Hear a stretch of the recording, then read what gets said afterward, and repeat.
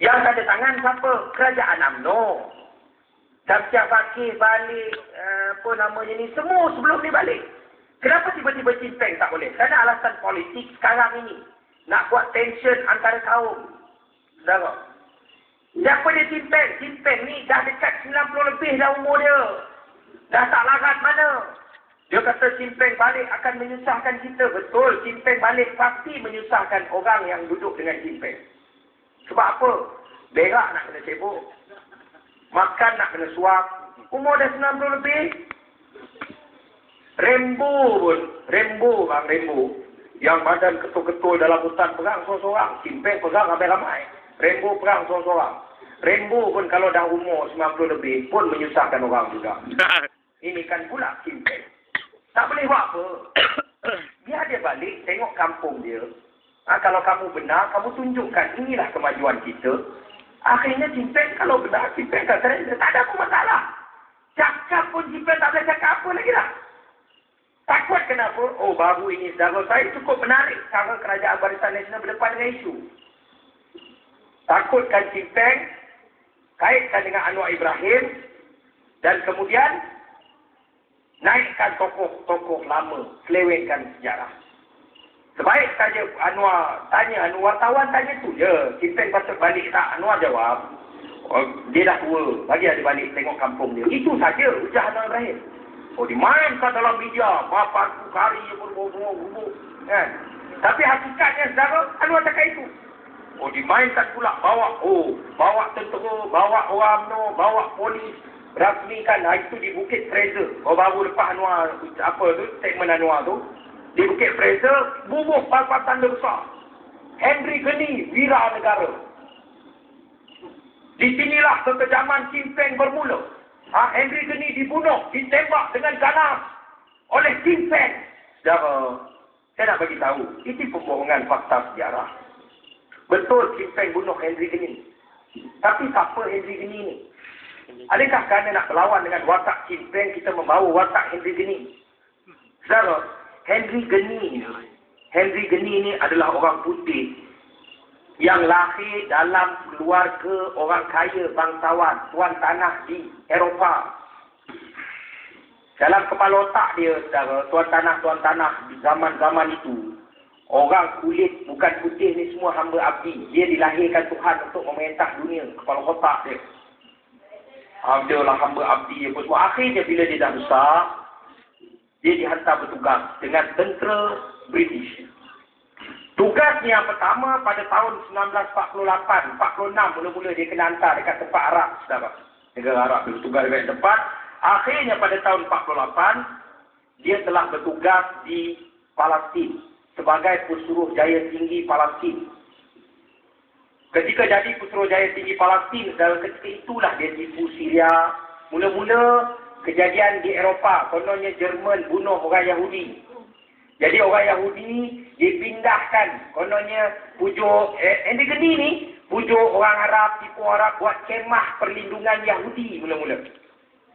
Kemudian Henry Geni tipu lagi dengan segala tipu dayanya, tipu Syria, tipu Mesir, tipu Jordan, tipu Palestin, saudara, untuk benarkan negara Israel ditubuh, saudara.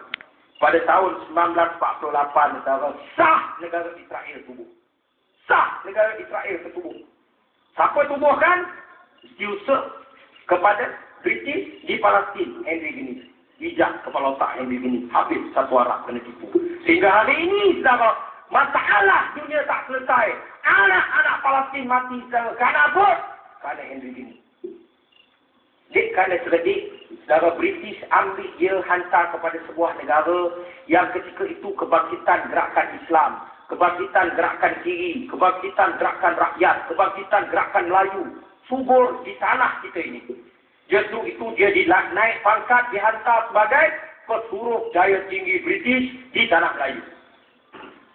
Sampai sini, saudara, orang Melayu semua dilatih tunduk dengan dia. Kita naik basikal, Rolls Royce mewah dia lalu, terjun kita basikal, hormat orang putih. Pada tahun dia lah, saudara, bukan tiket sekolah-sekolah pondok dibakar. Guru agama difitnah sebagai komunis, mati begitu saja. Pada zaman era dia lah, saudara, gerakan-gerakan Melayu, gerakan kiri, hancur semuanya. Kerana kebijakan dia menipu, saudara. Gunakan cawangan khas tipu. Kepala otak cawangan khas sekarang ni waris kepada cawangan khas orang putih ni lah, tipu. Saudara jangan terpedaya, saudara di Johor kita juga ada hero-hero Melayu yang kiri. Mak Indra bukan komunis, saudara. Dia adalah pejuang Melayu orang Johor. Tapi difitnah, saudara, difitnah dengan sebegitu rupa oleh orang putih Hendrik ini. Akhirnya, saudara, dia ni hebat. Dia ada pusat peraminan. Ketika orang Melayu hidup susah, dia hidup hebat, saudara, di atas Bukit Fraser.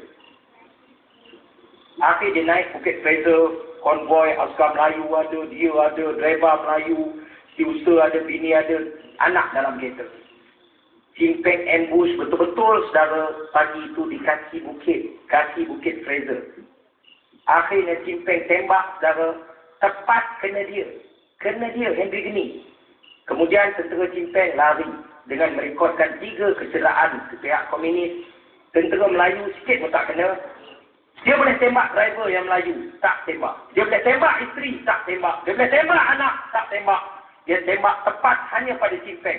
Cimpeng mati. Dan itulah peristiwa ganas yang memulakan darurat dalam negara, saudara.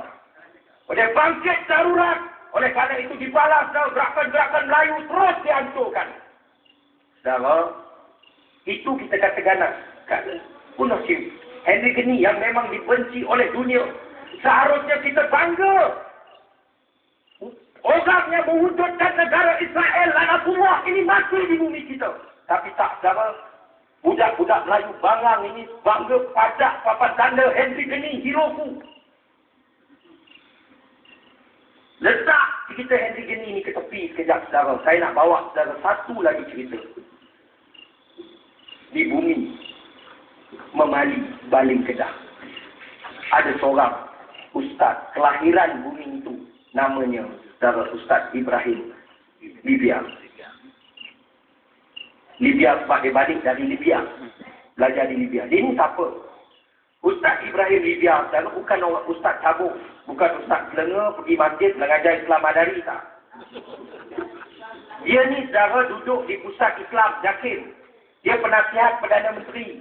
Dia pernah bertemu dengan raja-raja Melayu. Dia terlibat dalam menggezetkan fatwa di mana letak kalungan bunga di tubuh negara. Letak kalungan bunga tubuh negara haram. Dia terlibat. Di mana sampai hari ini Perdana Menteri tetap pergi letak kalungan bunga sembah topekong di tubuh negara. Orang hebat macam ini akhirnya, saudara, dia tiba. Dia kata tak boleh. Aku duduk dalam pemerintah macam ni, tak boleh. Dengan keimanan dan akidahnya, dia balik ke Baling, saudara. Dia buka sekolah pondoknya. Madrasahnya, saudara, berkembang. Ceramahnya umpama petir, saudara. Sekali dia ceramah 3-4, seorang UMNO bubar. Ini yang ditakuti. Lantas, saudara, UMNO fitnah manusia ini sebagai komunis. Saudara, tentera datang kepung. Tentera dimaklumkan. Tentera tak nak terlibat, saudara. Polis datang kepung pagi itu. Kepung. Pagi itu, saudara. Mereka hanya berbekalkan senjata. Kenapa mereka? Mereka akidahnya ialah dia tak nak kena tahan ISA. Kenapa? Kerana hujahnya amanah Allah. Aku khalifah.